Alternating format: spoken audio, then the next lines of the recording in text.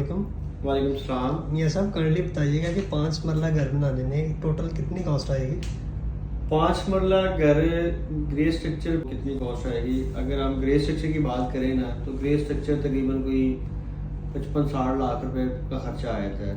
ए plus construction तकरीबन 60 लाख रुपए का ग्रे स्ट्रक्चर तैयार होता है, जिसमें अगर हम थोड़ा सा एनालाइज कर लें चीज़ों को 50 से 60 हज़ार ईंट लग जाती है, तकरीबन 10-11 लाख रुपए की ईंटें हैं। इसके अलावा एक क्रश का टम्पर लगेगा 1000 से 1200 स्क्वायर क्यूबिक फीट का।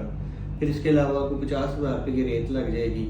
उसके अलावा बिजली का सामान है कोई 2 लाख रुपए का, कोई प्लम्बिंग का सामान है कोई 2 लाख रुपए का, 12-13 लाख रुपए का स्टील लग जाएगा आपका। इसके अलावा छत के ऊपर जो टाइल लगनी है वो डाल के कोई 14 लाख रुपए तकरीबन लेबर कॉस्ट डाल के, तो वही तकरीबन आप कह लें कि 60 लाख के करीब ए प्लस कंस्ट्रक्शन जाती है, सिर्फ ग्रे स्ट्रक्चर।